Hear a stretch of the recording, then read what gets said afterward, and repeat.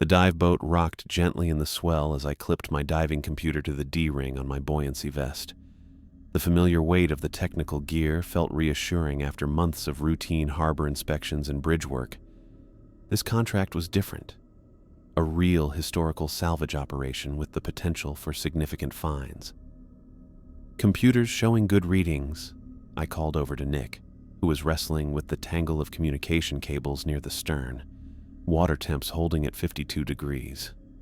Nick looked up from the equipment with that grin he always wore before a challenging dive. Better than the last wreck we hit. Remember that disaster off Cape Ann? Couldn't see my own fins in that murk. The sonar printouts lay spread across the equipment table, showing the clean lines of what appeared to be an intact 19th century merchant vessel. Hurricane Donna had churned up the seafloor 2 weeks ago, exposing this wreck that had been buried under sand and sediment for over a century. Our salvage company, Maritime Heritage Recovery, had landed the assessment contract within days of its discovery. I picked up the sonar images again, studying the vessel's proportions. At roughly 150 feet in length, she was substantial enough to have carried valuable cargo. The hull appeared remarkably well preserved, which could mean either excellent preservation conditions or recent exposure to the elements. "Communication check," Nick said, holding up his wireless transmitter. "Testing, testing." The receiver crackled to life on my belt. "Coming through clear," I confirmed. "Range should be good to 200 feet. Nick nodded and set the equipment down carefully. "So what's our game plan once we hit bottom? Full exterior survey first, or do we try to find an entry point?" I consulted my dive tables one more time, calculating our decompression requirements. At 180 feet, we'd be pushing into serious technical diving territory. 40 minutes bottom time gives us a conservative safety margin. I want to spend the first 20 documenting the exterior hull, identifying any potential hazards or structural damage. If we locate a safe entry point, we can explore the interior during the second half. The conditions couldn't have been better for this type of operation. Barely a breath of wind disturbed the surface, and visibility reports from nearby dive sites indicated we'd have at least 60 feet of clarity. The research vessel's captain had positioned us directly over the wreck site using GPS coordinates provided by the team that had discovered her. Nick pulled his dry suit up over his thermal undergarments, the thick neoprene material designed to protect us from the numbing cold of deep New England waters. "Think she's carrying anything interesting?" Original manifest shows she was bound for Boston from Liverpool, but that doesn't tell us much about cargo. "Could be anything," I said, stepping into my own dry suit. "Cotton, textiles, manufactured goods, maybe personal effects from passengers if she carried any. The Historical Society will want detailed documentation regardless of what we find." I ran through my mental checklist as I sealed the suit's waterproof zipper. Diving computer programmed and tested. Emergency air supply mounted and pressurized. Underwater camera secured to my vest. Communication equipment functioning. The routine helped calm the anticipation that always built before a significant dive. Nick was already running his final equipment checks, testing his regulator and ensuring his air supply connections were secure. His approach to diving had always been more instinctive than mine, but his natural talent and enthusiasm made him an excellent partner for exploration work. "You know," he said, adjusting his mask strap, "I've got a feeling about this one. Hurricane does us a favor. Uncovers a wreck that's been sitting pretty for 150 years, and we get first crack at her. That's not bad luck." I couldn't argue with his optimism. After years of routine commercial diving work, the opportunity to explore an untouched historical site felt like a return to the reasons I'd gotten into this profession in the first place. The combination of technical challenge and potential discovery made each descent feel like stepping into the unknown. The boat's GPS confirmed our position over the wreck. According to the depth sounder, the seafloor lay at exactly 182 feet, close enough to our planned depth that we wouldn't need to adjust our decompression calculations. "Final safety check," I announced, going through the buddy system protocols we'd practiced hundreds of times. "Air supply?" Full tanks, backup regulator tested, Nick replied. Emergency procedures? Ascent plan memorized, emergency air sharing reviewed. Communication? Nick keyed his transmitter. Loud and clear. We approached the boat's dive platform, fins and masks in hand. The dark water stretched endlessly in all directions, giving no hint of the historical artifact waiting below. The weight of our equipment pulled at our shoulders as we prepared for entry. After you, Nick said, gesturing toward the platform edge. I positioned myself at the boat's edge and gave a thumbs up to the captain.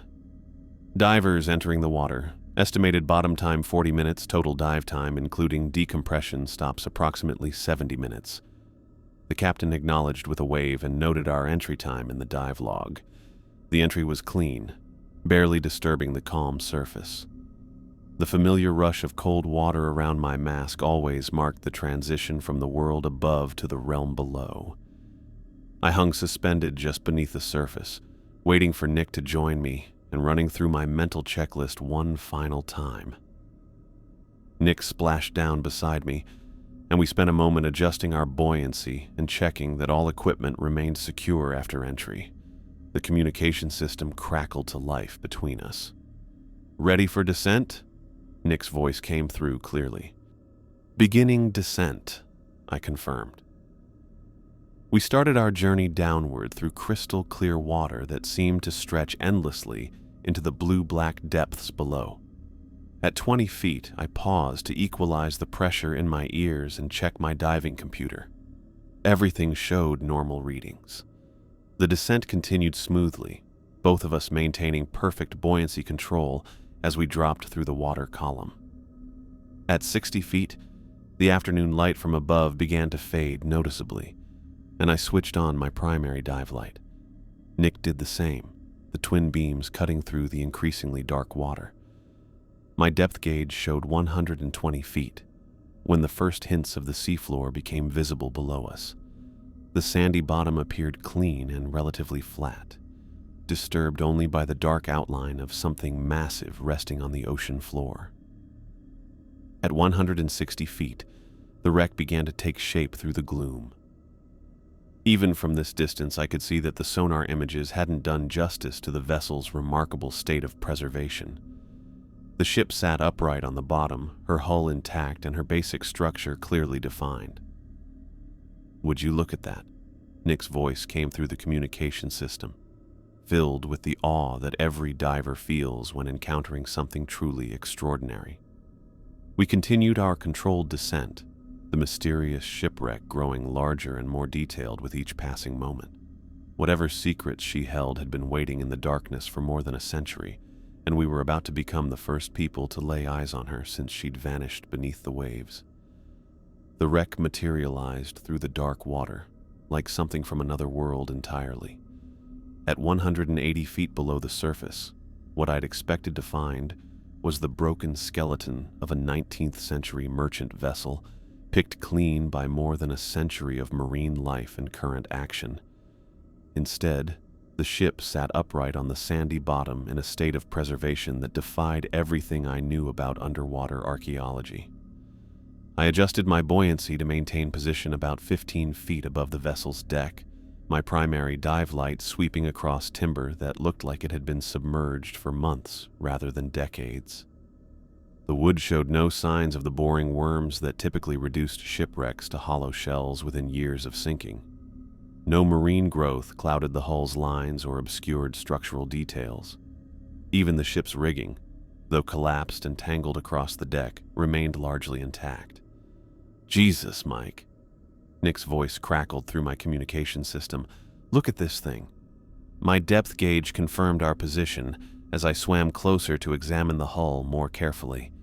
The vessel measured roughly what we'd expected from the sonar readings, but seeing her intact like this felt wrong somehow. Ships don't preserve this well in North Atlantic waters, not after spending more than a century on the ocean floor. Nick had moved toward the bow section, his light playing across the ship's side. Mike, you need to see these markings. I kicked over to join him and immediately understood his excitement. Carved into the hull's planking were symbols unlike anything I'd encountered on maritime artifacts. These weren't the typical merchant marks or builder's stamps found on period vessels. Instead, elaborate patterns covered significant portions of the ship's side, carved deep enough into the wood that they remained clearly visible. The symbols followed the natural lines of the hull, flowing from bow to stern in deliberate arrangements that suggested meaning rather than decoration. Some resembled geometric shapes, triangles nested within circles, connected by lines that branched and intersected in complex ways. Others looked almost like writing, though in no alphabet I recognized. "Ever seen anything like this?" Nick asked, positioning his underwater camera to document the markings. "Never," I replied, running my gloved hand along one of the carved sections. The symbols felt smooth under my fingers, as if they'd been polished by water action, yet they showed no signs of erosion or damage. Nick continued photographing while I swam along the hull's length, trying to make sense of the patterns. The carvings appeared systematically placed, with larger symbols positioned near what I assumed were structurally important areas of the ship. Smaller markings filled the spaces between, creating an overall design that covered nearly the entire visible surface. My diving computer showed we'd been examining the exterior for 12 minutes, when I noticed the temperature change. The water around the ship felt noticeably colder than the surrounding ocean, enough that I could sense the difference through my thick, dry suit. I checked my computer's temperature reading and confirmed what my body had detected. The water here registered 4 degrees colder than our entry measurements. I pulled out my dive slate and noted the temperature anomaly, along with preliminary observations about the ship's unusual preservation state. Nick had moved to the stern section, his camera flash creating brief bursts of light as he documented more symbol clusters. Swimming back toward the ship's midsection, I began identifying potential entry points. The main deck showed several openings where hatches had either been left open or had deteriorated enough to provide access. Near the ship's center, a large square opening led down into what appeared to be the main cargo hold. Toward the stern, a smaller hatch likely provided access to the captain's quarters and navigation area. The fallen masts created a maze of rigging and sailcloth across the deck, but careful navigation would allow us to reach either entry point without entanglement risk. I noted the positions in my dive log, sketching a rough layout of the deck's current condition. "Getting some incredible shots," Nick said, swimming back toward my position. "These symbols are everywhere, Mike. Hull, deck posts, even carved into some of the fallen timber. Any idea what they might represent?" "Nothing I've seen before. They're definitely not European maritime symbols. Maybe some kind of cargo markings, or ship's registry information in a format we don't recognize." I considered this possibility while examining the deck area more closely. The cargo hold opening appeared clear of debris, with what looked like intact ladder rungs leading down into the ship's interior. The captain's quarters hatch was smaller, but equally accessible. "Water's getting colder near the ship," I mentioned, checking my computer's readings again. Nick paused his photography to test his own equipment. "Yeah, I'm showing the same thing. Could be a thermocline we're sitting in, or maybe cold water circulation around the wreck." The explanation made sense from a diving perspective, though the temperature difference seemed more pronounced than typical ocean layering would cause. I made another note in my dive log while calculating our remaining bottom time. 20 minutes on the bottom," I announced. "If we're going inside, we need to make the call now." Nick secured his camera to his equipment vest and swam over to join me above the main deck hatch. The opening was large enough for comfortable passage, with the ladder structure appearing solid enough to support our weight during descent. "Cargo hold first," he suggested. I peered down into the dark opening, my light revealing what appeared to be intact wooden flooring about 12 feet below deck level. The space looked clear of major debris, though shadows prevented me from seeing much detail. "Cargo hold first," I agreed. "If it's clear, we can check the captain's quarters before heading up." The size of the vessel suggested it had carried a crew of at least 20 men, possibly more if she'd transported passengers along with cargo. That meant numerous small compartments, crew quarters, storage areas, and working spaces throughout the ship's interior. We'd have time to explore only the most significant areas during this dive. Nick positioned himself over the hatch opening and gave me a thumbs-up signal. "After you, partner." I took a final look around the wreck's exterior, noting the strange symbols that covered nearly every visible surface and the impossible state of preservation that defied explanation. Whatever had happened to this ship, whatever had brought her to rest on this particular section of ocean floor, had also protected her from the normal processes of decay and destruction that claimed every other wreck I'd explored. The water's unusual coldness seemed to increase as I approached the hatch opening, as if the ship itself was generating the temperature difference. I checked my dive computer one final time, confirmed our air supplies remained adequate, and began my descent into the ship's dark interior. The preserved vessel had waited more than a century for visitors, and we were about to become the first people to explore her hidden compartments since she disappeared beneath the waves. Whatever secrets lay inside those remarkably intact spaces, whatever cargo or artifacts the ship contained, we were moments away from discovery. The ladder rungs held my weight as I descended into the cargo hold, my primary light revealing an interior that challenged everything I understood about maritime archaeology. 12 feet below the main deck, wooden planking stretched out in pristine condition, unmarked by the boring worms and decay that should have reduced this space to rotted fragments decades ago. Nick followed behind me, his light joining mine to illuminate what appeared to be a fully intact ship's interior. Wooden crates sat arranged along the bulkheads exactly as they'd been stowed more than a century ago. Canvas bags hung from iron hooks, their material showing no signs of deterioration. Even the rope securing various cargo remained supple and strong under my gloved touch. "This is impossible," I said into my communication system, swimming slowly across the cargo space. "Wood doesn't preserve like this, not after 150 years underwater." Nick's light played across the cargo area's far end, where wooden barrels sat in neat rows. "Everything's in place, Mike, like the crew just stepped out for a smoke." I documented the cargo hold systematically with my underwater camera, capturing images of preservation that would challenge every expert in underwater archaeology. The flash illuminated details that defied explanation: tool handles with unworn grips, fabric that showed no signs of marine growth, metal fittings free of the corrosion that attacked iron within months of saltwater exposure. Moving toward the ship's bow section, we found the crew quarters through a narrow passageway. My depth gauge showed we were now deep within the vessel's hull, yet the wooden walls around us appeared as solid and intact as the day they'd been built. The passageway opened into a larger space lined with sleeping berths. The sight that greeted us there stopped me cold. Beds filled the crew quarters, their straw mattresses still holding their shape. Woolen blankets lay folded at the foot of each berth, and personal belongings sat on small shelves, as if their owners had just stepped away. A tin mug rested on one shelf, a wooden pipe on another. Everything arranged exactly as it had been left. "Nick, look at this." I swam closer to examine one of the beds. The linens appeared freshly made, their corners tucked with military precision. No marine growth clouded the fabric. No deterioration marked the bedding that should have dissolved into nothing within years of submersion. Nick was examining the personal effects, his camera capturing images of impossible preservation. "Clothes in the sea chests, Mike, still folded, still intact."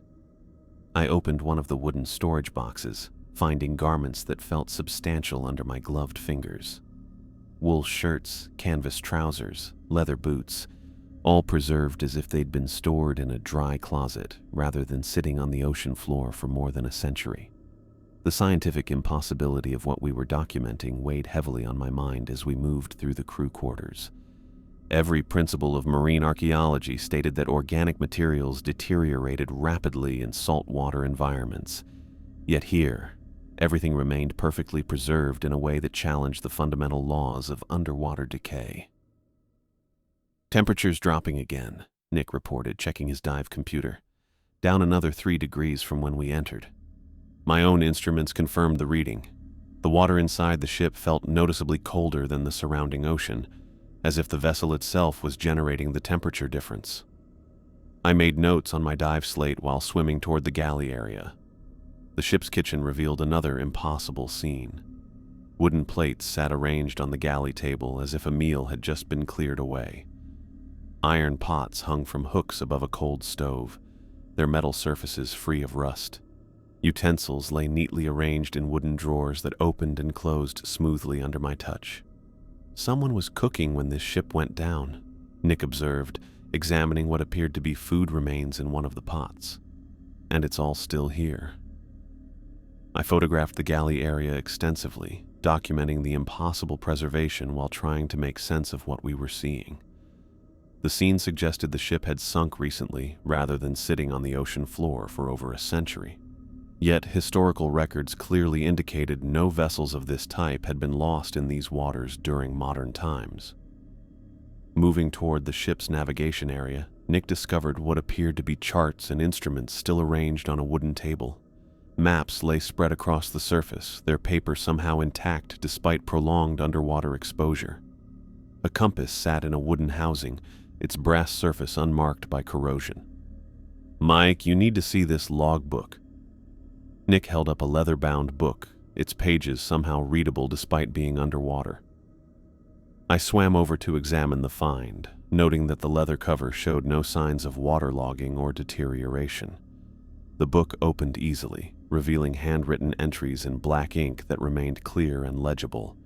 The writing was definitely English, though in the formal style typical of 19th century maritime records.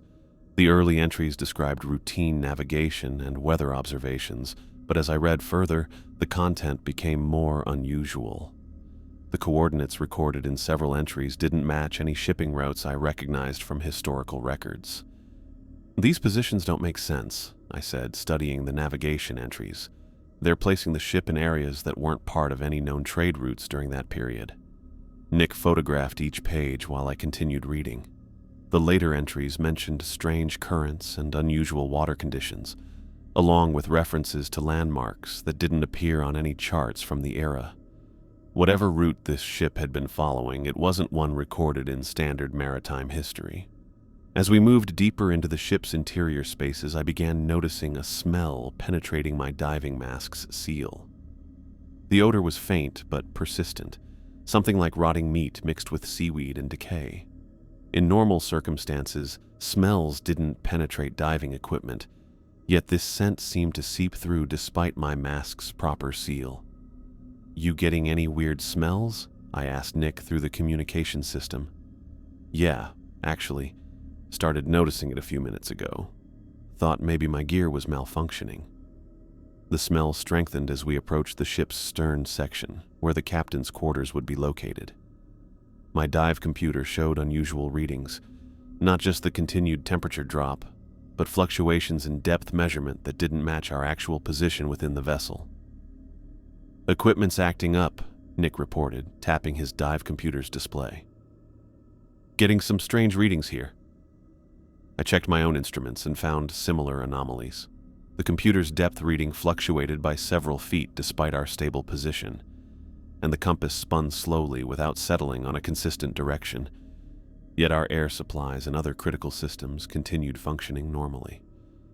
28 minutes of bottom time had elapsed since we'd begun our descent to the wreck. We had enough remaining air for continued exploration, but the growing strangeness of our discoveries was making me increasingly uncomfortable with our situation. "Captain's quarters should be just ahead," I said, consulting the mental map I'd been building of the ship's layout. "If we're going to find identification for this vessel, that's where it'll be." Nick secured his camera and followed as I led the way toward the stern section. The passageway narrowed slightly, forcing us to swim in single file through the perfectly preserved corridor. Wooden doors lined both sides of the passage, each one intact and properly hung on iron hinges that showed no signs of corrosion. The smell was definitely stronger as we approached the ship's rear section. Whatever was causing the odor seemed to be concentrated in the area where the captain would have maintained his private quarters and navigation office. "After you," Nick said as we reached the final door at the corridor's end. I grasped the iron handle and found it turned easily in my grip. The door swung open on well-oiled hinges, revealing the darkness of the captain's private space beyond. Our lights would soon illuminate whatever secrets the ship's commander had left behind in his final moments aboard this impossibly preserved vessel. The captain's door swung open into darkness that our lights immediately cut through, revealing a scene that made my blood run cold despite the surrounding water. Behind an ornate wooden desk sat a human figure slumped forward over what appeared to be an open logbook, and even from the doorway I could tell something was terribly wrong. The body wore the remains of what looked like a 19th century naval uniform. The fabric as perfectly preserved as everything else aboard this impossible ship. Dark hair hung down over the figure's face, obscuring the details, but the posture spoke of death, sudden, violent death that had caught the man in the act of writing. Nick's breathing changed immediately through the communication system, becoming shorter and more rapid. I heard him curse under his breath as our lights revealed more of the scene. "Jesus Christ, Mike, there's someone in here." I forced myself to swim closer, my scientific training overriding the revulsion that wanted me to turn around and head straight for the surface. The desk showed signs of a struggle. Papers scattered, an inkwell overturned with black stains spread across the wood. Whatever had happened in this cabin, it hadn't been peaceful. The corpse's hands lay splayed across the open logbook, fingers positioned as if he'd been gripping a pen when death found him. Like everything else aboard this ship, the body showed no signs of decomposition or marine deterioration. The skin appeared pale but intact, the clothing unworn by time or saltwater exposure. Then I saw the wounds, and my stomach lurched despite years of diving experience that had shown me plenty of unpleasant sights. The man's eyes were gone, not damaged or decayed, completely removed, leaving dark, empty sockets that stared at nothing. The holes appeared clean-edged, as if something had carefully extracted the organs rather than simply damaging them. Around the sockets, the skin showed no tearing or signs of violence, just smooth edges where eyes should have been. His throat was worse. Ragged wounds opened across the neck in parallel lines, as if massive claws had raked across the flesh. The tears went deep, exposing what should have been bone and tissue beneath. Yet like the eye sockets, the wounds appeared somehow fresh, no signs of healing or decay that should have occurred even in death. "Mike, this is wrong," Nick said, his voice tight with panic. "This guy died recently, but that's impossible. No one's been down here for over a century." I swam closer to examine the wounds more carefully, my underwater camera documenting what medical examiners would need to see if we ever brought this evidence to the surface. The throat injuries showed a pattern that didn't match any weapon I could identify. The parallel cuts suggested claws rather than knives, but they were too large and too precise for any marine animal I knew. More disturbing was what looked like blood still clinging to the wounds. Dark red substance pooled in the deepest parts of the cuts, as if the man had died minutes rather than decades ago. My diving light revealed the color clearly. Fresh blood that should have been impossible at this depth, in this cold water, after this much time. Nick had backed away from the desk, his light playing nervously around the cabin's other furnishings. Like the rest of the ship, the captain's quarters showed impossible preservation. Charts hung properly mounted on the walls, a brass sextant sat undamaged on a shelf, and personal belongings remained arranged exactly as their owner had left them. I turned my attention to the logbook beneath the corpse's hands, carefully lifting the body's arm to read the final entry. The handwriting started clear and controlled, but devolved into increasingly erratic scrawl as the passage continued. October 15th, 1847.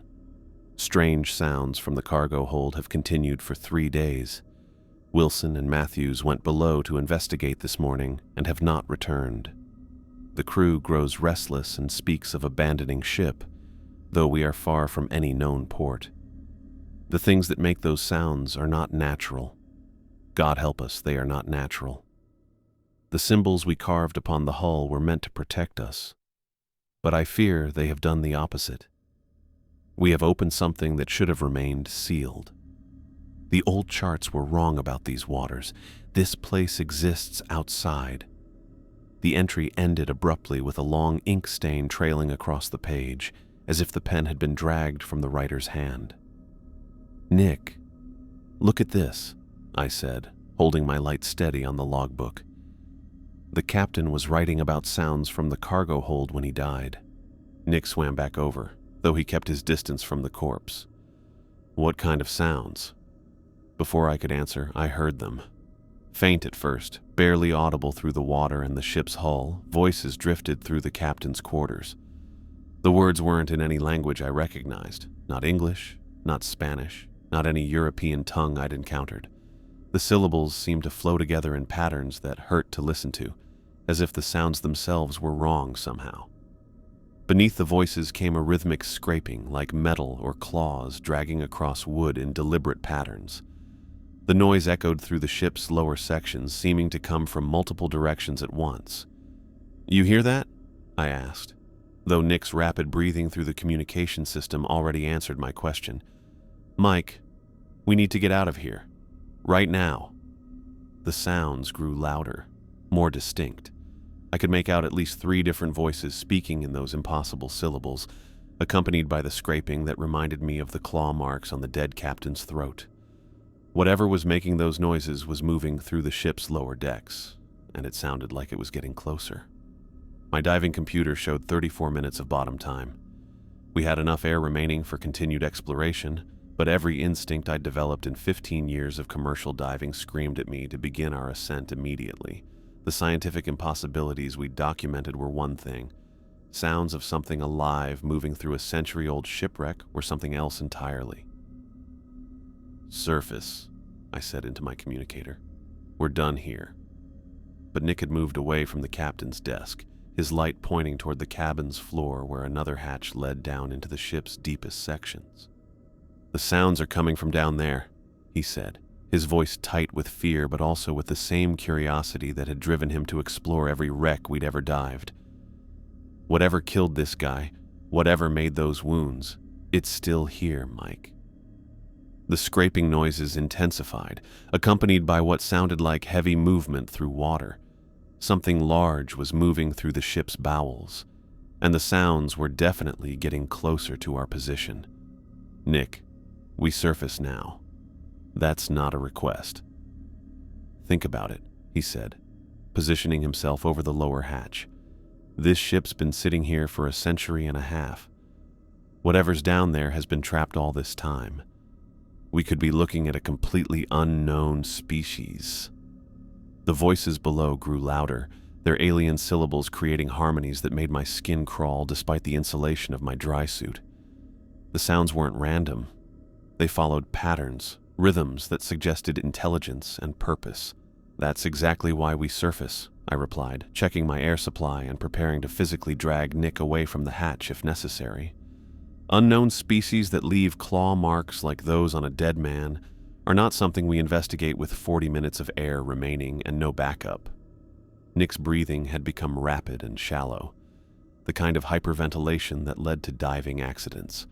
His light shook as he held it, creating dancing shadows around the captain's quarters. "Just 5 minutes," he said, his voice pleading. 5 minutes to see what's down there. If it's dangerous, we surface immediately."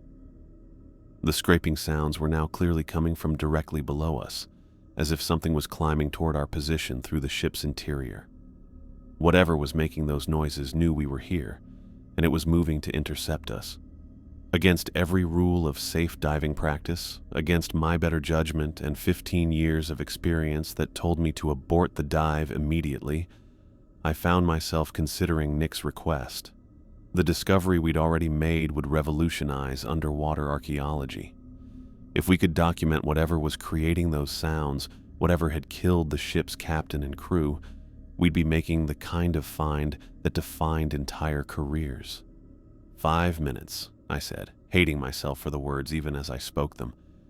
Cargo hold only. First sign of danger, and we're gone. Nick positioned himself over the hatch leading down into the ship's deepest sections, where the voices and scraping had now become a constant background noise that seemed to vibrate through the water itself. Whatever waited in the darkness below had been imprisoned in this perfectly preserved ship for more than a century, and we were about to set it free. I pushed through the narrow hatch opening and descended into the cargo hold's lower section, my light cutting through water that felt even colder than the temperature readings suggested. The scraping sounds grew louder as we moved deeper into the ship's bowels, accompanied by those alien voices that made my teeth ache just listening to them. The cargo hold's bottom level opened into a larger space than I'd expected, with wooden support beams creating a maze of shadows that my light couldn't fully penetrate. Crates and barrels lined the walls here too, but these showed signs of disturbance. Some had been torn open, their contents spilled across the deck in patterns that suggested violence rather than time or water damage. Nick followed close behind me, his breathing rapid through the communication system. The sounds were definitely coming from this section of the ship, echoing off the wooden walls in ways that made it impossible to pinpoint their exact source. Then I saw movement in the darkest corner of the hold. Something pale rose from behind a cluster of broken crates, unfolding itself with movements that looked wrong, even underwater.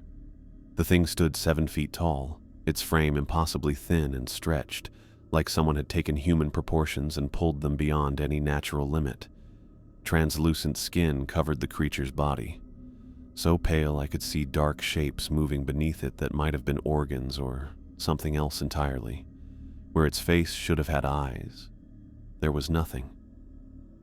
Just smooth, unbroken skin stretched across the sockets, giving it a blank, eyeless appearance that made my stomach turn. But its mouth compensated for the missing features, stretching impossibly wide across the lower half of its face and revealing rows of needle-sharp teeth that caught my light like broken glass. The creature's arms extended far longer than human proportions would allow, ending in hands tipped with claws that scraped against the ship's wooden walls as it moved. Those claws created the metallic scraping sounds we'd been hearing, dragging across the timber with deliberate, measured strokes.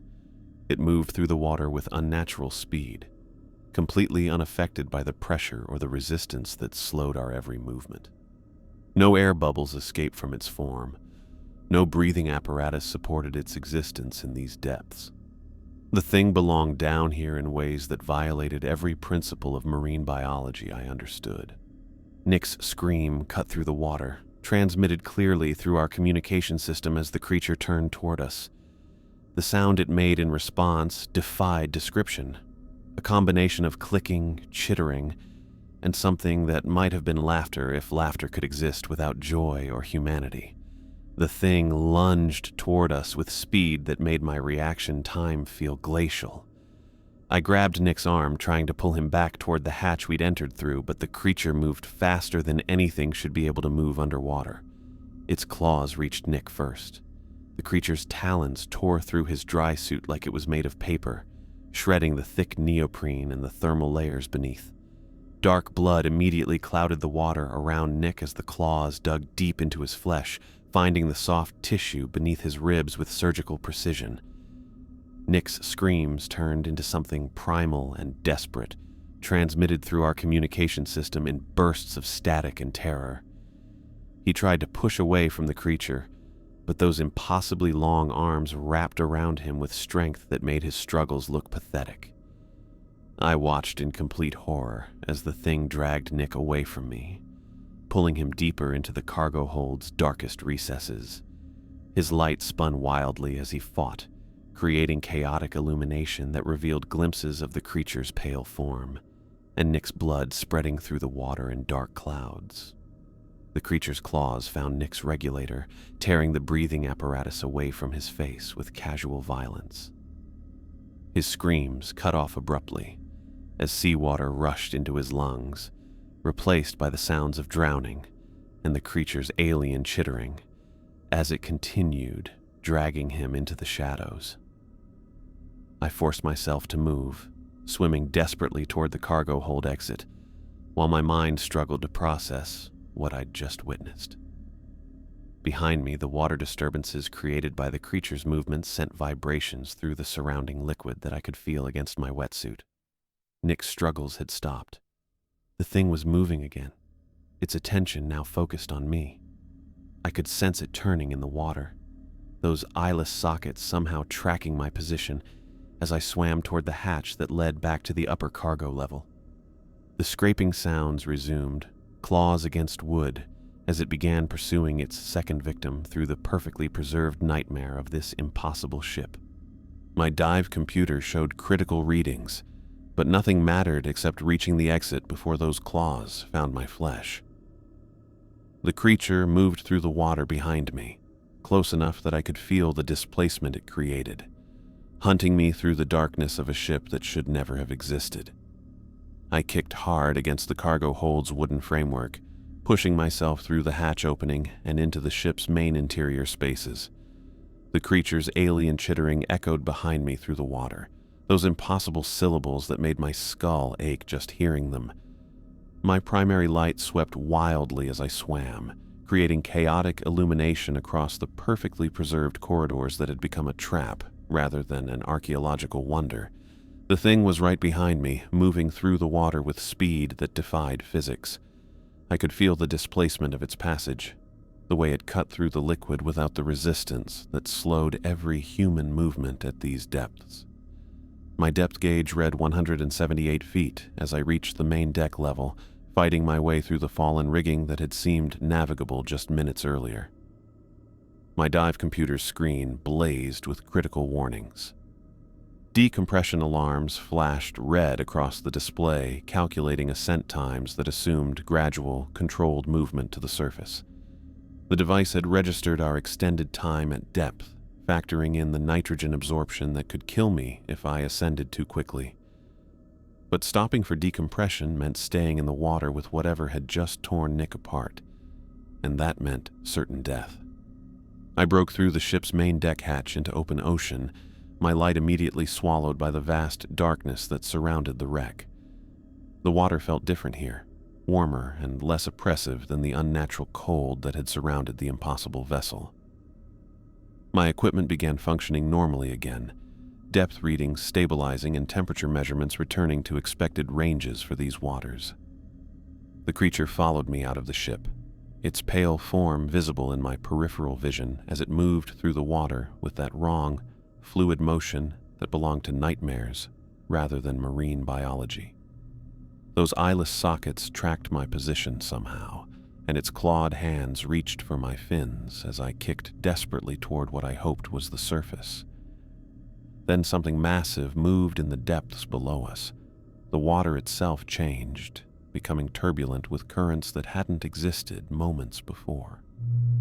My light caught a glimpse of movement far larger than anything that should exist in these waters, something rising from the ocean floor with deliberate, ancient purpose. The creature pursuing me stopped abruptly, its alien chittering cut off as if sensing the approach of something that commanded even its attention. I turned in the water, my light playing across what emerged from the depths. A fish rose toward us, but calling it a fish felt inadequate for describing what I witnessed. The thing measured at least 60 feet from nose to tail, its body thick and powerful with muscles that moved like tectonic plates beneath scales the size of dinner plates. Each scale caught my light and reflected it back with an oily, rainbow shimmer that spoke of incredible age and pressure adaptation. Its eyes were the most terrible part. Massive orbs set into a skull larger than most automobiles, but containing intelligence that felt older than the ocean itself. Not the simple awareness of a predator, but something deeper and more complex.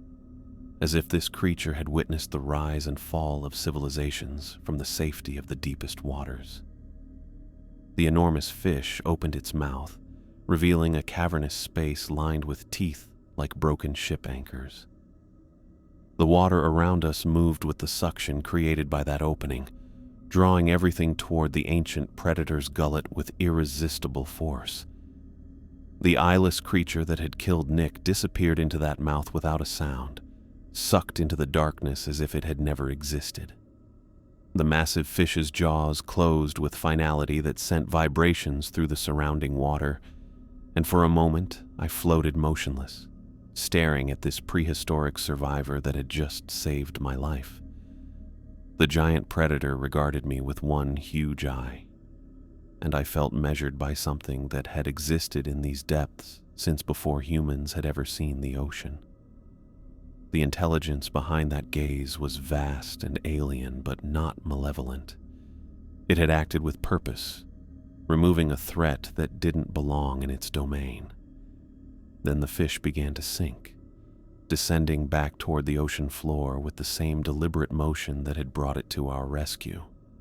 As it moved away, the water around the shipwreck began to change. Sand and debris that had been disturbed by the creature's movement started settling back into place, but the process accelerated beyond what natural currents should cause. The perfectly preserved ship that had defied underwater archaeology for over a century began collapsing in on itself. Wooden planking buckled and folded as if the vessel's impossible integrity had been maintained by forces that were now withdrawing. The elaborate symbols carved into the hull flickered in my light as they disappeared beneath cascading sand and sediment. Within minutes, the entire wreck site had collapsed into a depression in the ocean floor, leaving only disturbed sand and debris where the impossible ship had waited for over a century. The ancient fish had taken it all back to whatever depths had hidden these secrets from human discovery. My dive computer screamed warnings about immediate ascent requirements. The device calculated critical decompression obligations that couldn't be ignored without risking embolism or worse. But Nick was dead, torn apart by something that shouldn't exist, and the evidence of our discovery was disappearing into the deep ocean, along with the prehistoric guardian that had saved my life.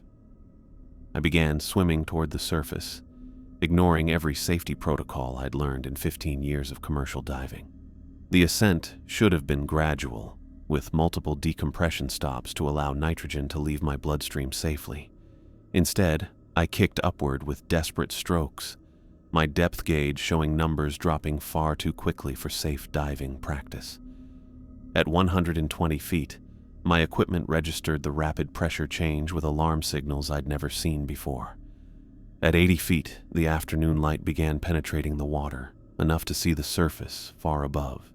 At 40 feet, my lungs felt ready to explode from the expanding air, but I continued upward without pausing for the safety stops that might keep me alive. I broke the surface, gasping and choking, my regulator torn from my mouth as I fought to breathe air that felt thick and wrong after the compressed mixture that had sustained me in the depths.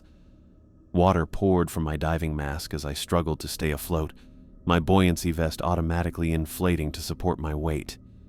The dive boat floated exactly where we'd left it, the captain visible on deck as he monitored our progress. I screamed for help, waving my arms frantically as the boat's engine started and the vessel began moving toward my position. My voice carried across the calm water, raw with panic and loss. As the boat approached, I turned back toward the dive site, expecting to see bubbles marking where Nick might still be fighting for his life in the impossible spaces of that preserved ship. But the water showed no disturbance, no sign that anything had ever existed in the depths below. The ocean had swallowed the evidence of our discovery, leaving only my testimony and whatever footage our cameras had captured before the world turned into a nightmare of claws and ancient eyes. The captain pulled me aboard with practiced efficiency, his questions coming in rapid succession as he tried to understand why only one diver had surfaced from what should have been a routine archaeological survey. I collapsed on the deck, water streaming from my equipment, my mind struggling to process Nick's death and the impossible things I'd witnessed in depths where reality followed different rules than the surface world understood. The Coast Guard station buzzed with activity as paramedics checked my vital signs and diving medics examined me for decompression sickness. My hands shook uncontrollably as I sat on the examination table, the thin hospital gown doing nothing to warm the cold that had settled deep in my bones.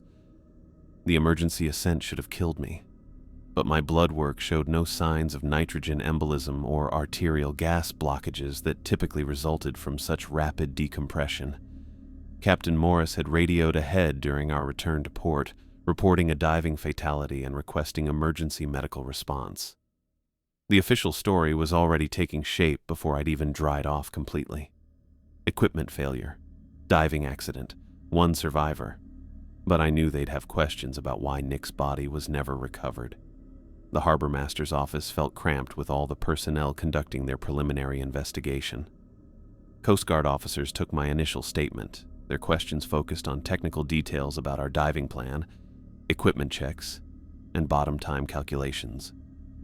I answered mechanically, sticking to facts that made sense within normal diving parameters, while carefully avoiding any mention of impossible ships or eyeless creatures. My diving gear sat in plastic evidence bags on a nearby table.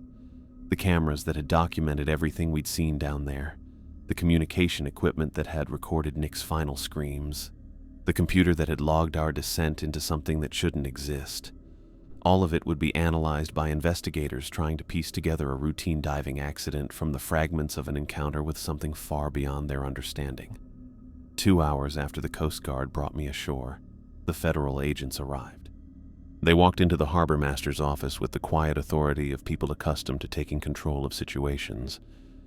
The woman introduced herself as Agent Hill, her partner as Agent Wright. Both wore dark suits that looked expensive but unremarkable, the kind of professional attire designed to blend into government buildings and official proceedings. Agent Wright dismissed the Coast Guard personnel with a brief conversation I couldn't hear from across the room. Papers were signed, custody was transferred, and suddenly my diving accident had become a federal matter requiring specialized handling. "Mr. Carter, we need to discuss your experience today in more detail," Agent Hill said, her voice carrying the kind of calm authority that discouraged questions. "We'll be conducting this interview at a more appropriate facility." They escorted me to a black sedan parked outside the harbor office. My gear followed in a separate vehicle driven by men who handled the evidence bags with practiced efficiency. No one asked if I wanted a lawyer present or whether I understood my rights. This felt less like an arrest and more like a process that had been refined through repetition. The drive to Boston took 40 minutes through afternoon traffic that seemed surreal after what I'd experienced in the depths. Normal people going about their normal lives, completely unaware that things existed in the ocean that violated every principle of marine biology and physics. The radio played soft rock while Agent Hill made notes in a leather portfolio, and Agent Wright navigated traffic with mechanical precision. The facility sat in an industrial area outside the city, unmarked except for a street number and surrounded by a fence that looked more decorative than secure. The building could have housed any number of legitimate businesses, but the lack of signage and the sophisticated entry system suggested purposes that weren't advertised to the general public. Inside, fluorescent lights illuminated hallways lined with doors that revealed nothing about what lay beyond them. Agent Hill led me to a conference room furnished with a metal table, plastic chairs, and recording equipment that looked designed for serious conversations rather than casual interviews. "Let's start with your dive plan," Agent Wright said, setting a digital recorder on the table between us. "Walk us through your intended route, depth calculations, and equipment configuration." I recounted the technical details again, describing our approach to the wreck site and initial observations about the ship's unusual preservation. Agent Wright listened without interruption, occasionally making notes in a file folder that had somehow acquired several pages of information about me during the short time since my rescue. "Tell us about the symbols you observed on the hull," Agent Hill said when I finished describing our exterior examination. The request felt specific enough to suggest they already knew what I'd seen down there. I described the carved markings, their systematic placement across the ship's surface, and the way they'd covered nearly every visible section of the vessel's exterior. Agent Wright opened a different folder and slid several photographs across the table toward me. Black and white images showed underwater scenes from various locations, but each contained symbols that looked disturbingly familiar. geometric patterns, intersecting lines, and writing in alphabets that didn't belong to any human civilization I recognized. "Have you seen markings like these before?" he asked. The photographs showed dive sites from around the world based on the different underwater environments and equipment visible in each image. Mediterranean waters, Pacific depths, Arctic diving beneath ice formations, all connected by the presence of those impossible symbols carved into underwater structures that shouldn't exist. "No," I said, though the word felt inadequate for describing the recognition that crept up my spine. "But these look similar to what we found on the ship.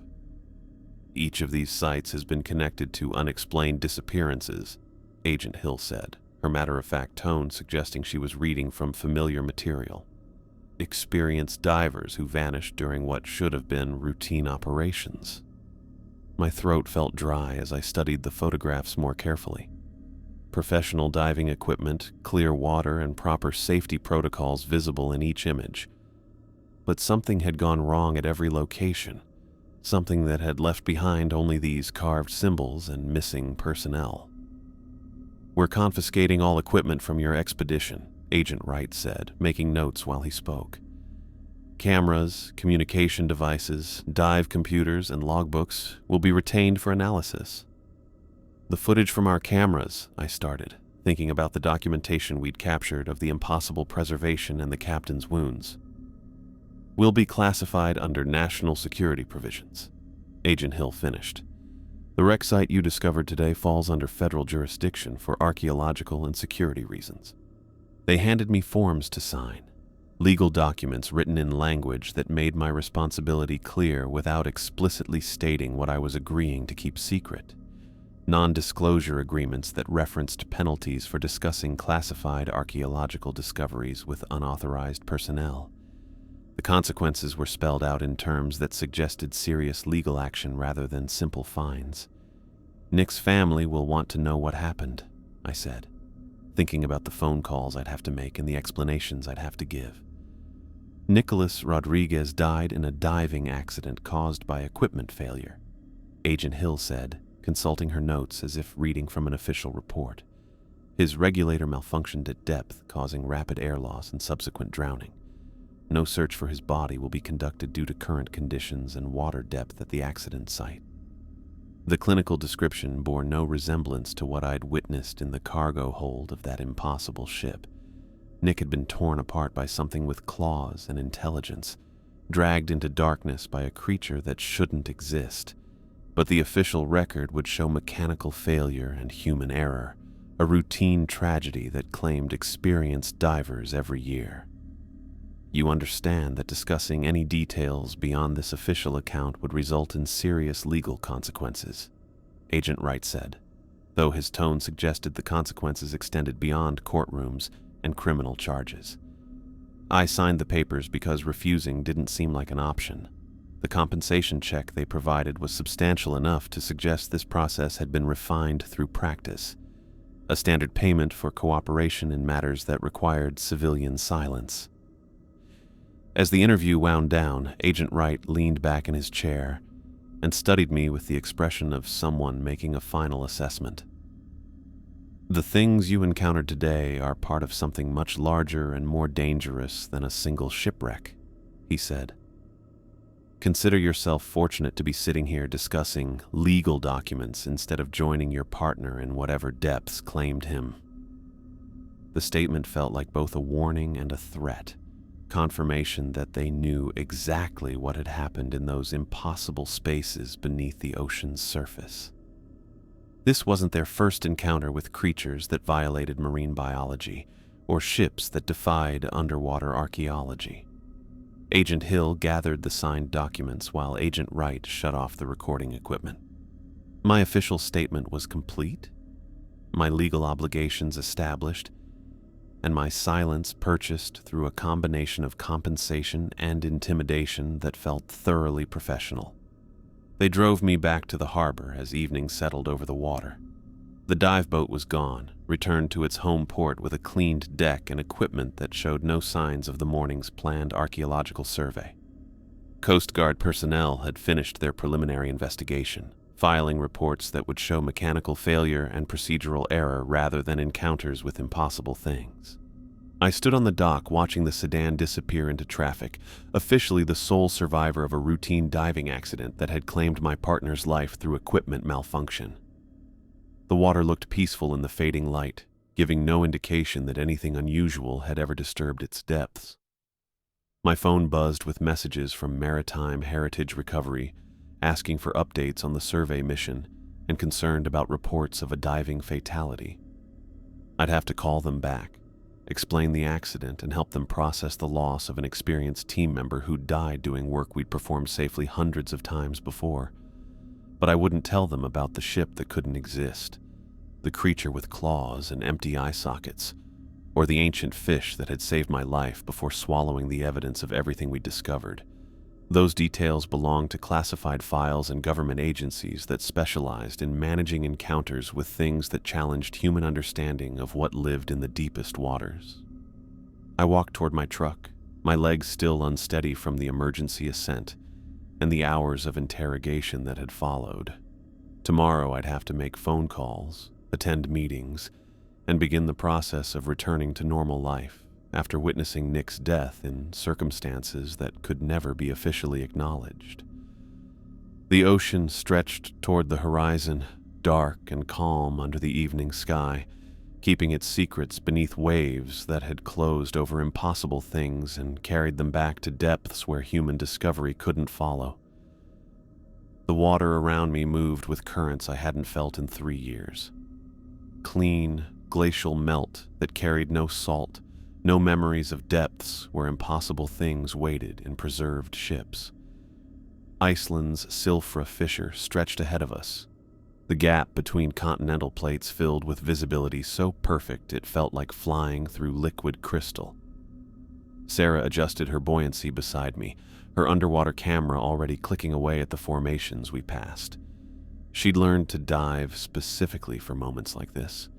Patient lessons in hotel pools and shallow bays until she could join me in places where the water held beauty instead of nightmares.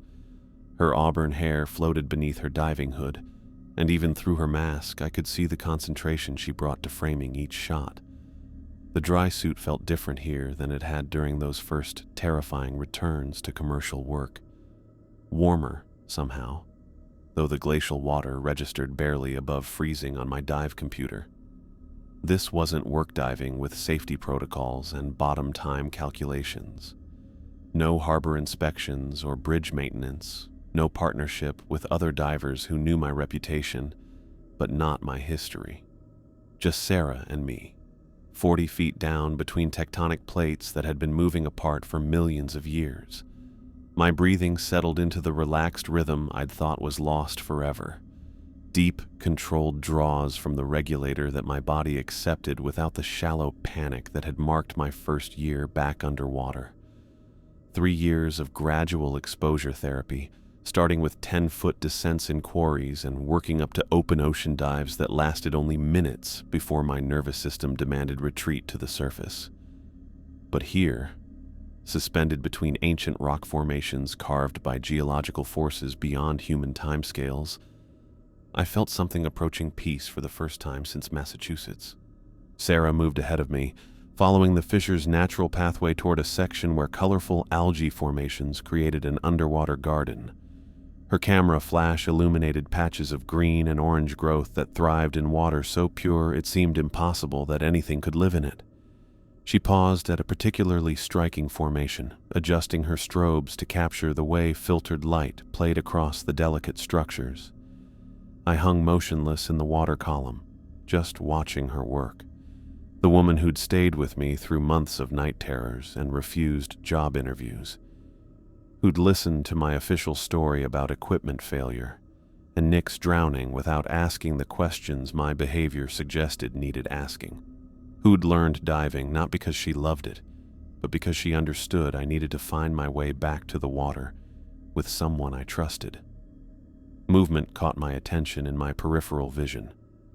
Something pale shifted behind the rock formation to my right, just at the edge where the fissure's walls created shadows that my light couldn't fully penetrate. The motion felt deliberate rather than natural, too purposeful for algae movement or the small fish that occasionally darted through these spaces. I turned my head slowly, expecting to see geological features my imagination had briefly animated. Rock formations took strange shapes underwater, and tired divers often saw movement where none existed. 3 years of therapeutic diving had taught me the difference between real threats and trauma responses that created danger where none existed. The eyeless creature stood behind the rocks, watching me. Its pale, stretched form was unmistakable even in water that bore no resemblance to the North Atlantic depths where I'd first encountered it. 7 feet of wrong proportions, translucent skin over visible internal structures, and those smooth expanses of flesh where eyes should have been. The impossibly wide mouth remained closed, but its presence radiated the same alien intelligence that had measured me before tearing Nick apart in that impossible cargo hold. The creature's elongated arms hung at its sides, clawed hands motionless against the rock formation that somehow provided perfect cover for something that shouldn't exist in glacial water between continental plates. It made no move toward me, just stood in the shadows with that eyeless face turned in my direction, as if it had been waiting for me to notice its presence. My regulator nearly fell from my mouth as every muscle in my body went rigid.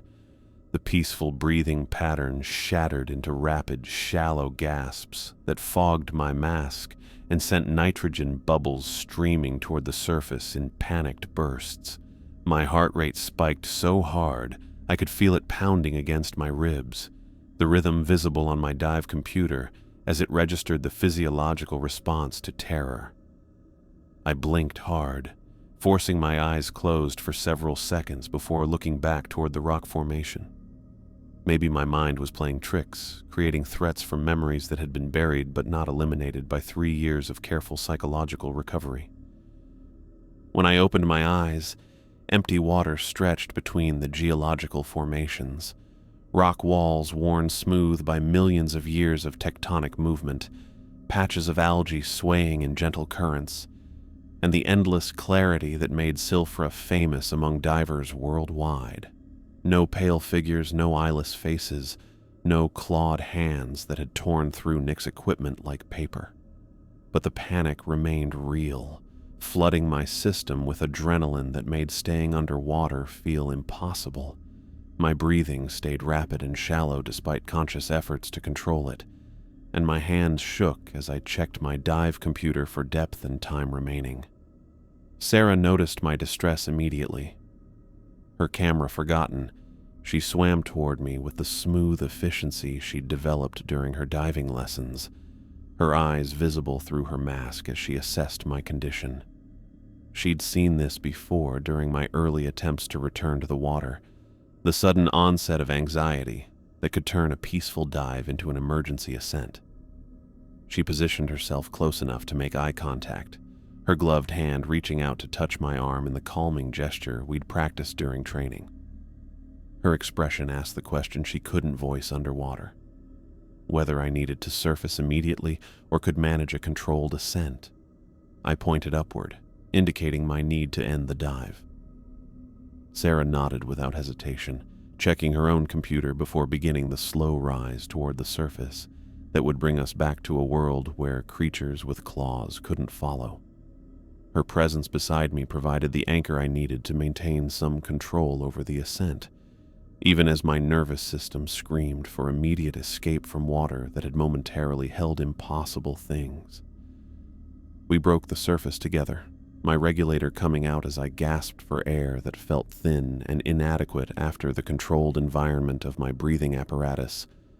Sarah surfaced beside me, her own regulator removed as she treaded water and assessed my condition with the concerned attention of someone who'd guided me through similar episodes. "You okay?" she asked, though her tone suggested she already knew the answer. "Yeah," I managed, though my voice carried the tremor that always followed these attacks. "Just thought I saw something." Sarah didn't ask what I'd seen. 3 years of marriage to someone dealing with diving trauma had taught her when to probe and when to simply provide support without demanding explanations. She helped me toward the platform where our guide waited, her presence steady and reassuring as we completed the safety procedures that ended every dive. That night in our Reykjavik hotel room, I sat by the window watching the harbor where fishing boats bobbed in water that looked peaceful under the midnight sun. Sarah read beside me, occasionally glancing up from her book to check my mood without making it obvious she was monitoring my recovery from the day's episode. The creature I'd seen couldn't have been real. Eyeless things that survived in impossible ships belonged to North Atlantic depths, not glacial water between continental plates thousands of miles from Massachusetts. My mind had created the threat from memories that therapy had helped manage but never completely eliminated. Trauma responses that surfaced when my guard was down and the water felt safe enough to lower my defenses, but the recognition had felt too precise for simple hallucination. Every detail of the creature's pale form had matched exactly what I'd witnessed in that cargo hold, down to the way it held itself motionless while somehow conveying awareness of my presence. The intelligence behind those missing eyes had been the same alien consciousness that had measured me before deciding I wasn't worth pursuing. "The mind plays tricks underwater," I said, breaking the comfortable silence we'd maintained since returning to the hotel. Sarah looked up from her book, marking her place with one finger. "Especially when it's trying to process things that don't fit normal categories." She understood without me having to explain the specifics. Whatever had happened to me during that diving accident 3 years ago had left marks that went deeper than the official reports suggested. The mind couldn't simply forget encounters with things that challenged fundamental assumptions about what existed in the world's deepest waters. "Maybe it was psychological," I continued, working through thoughts that had been building since we'd surfaced. But the fear felt real. "Fear usually does," Sarah said, setting her book aside and moving to sit beside me at the window. "That's what makes trauma so difficult to treat. The body remembers threats even when the mind knows they're not present." I watched a fishing boat navigate the harbor entrance, its lights creating brief reflections on water that held nothing more dangerous than cold temperatures and normal marine life. No impossible ships waited in these depths, no creatures with claws and alien intelligence.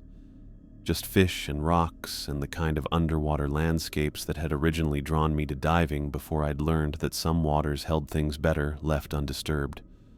But the ocean would always carry the memory of what had happened in those impossible depths where Nick had died and ancient things still lived.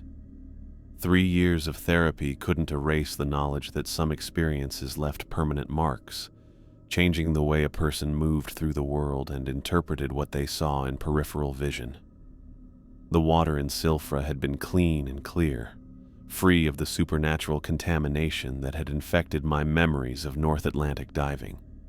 But my mind had brought the contamination with it, projecting creatures from past trauma into present safety, because some fears became part of a person's permanent landscape. I'd returned to diving, but I'd never again swim through water without knowing that impossible things could be watching from the shadows, whether they existed in external reality or only in the depths of memory where trauma lived forever.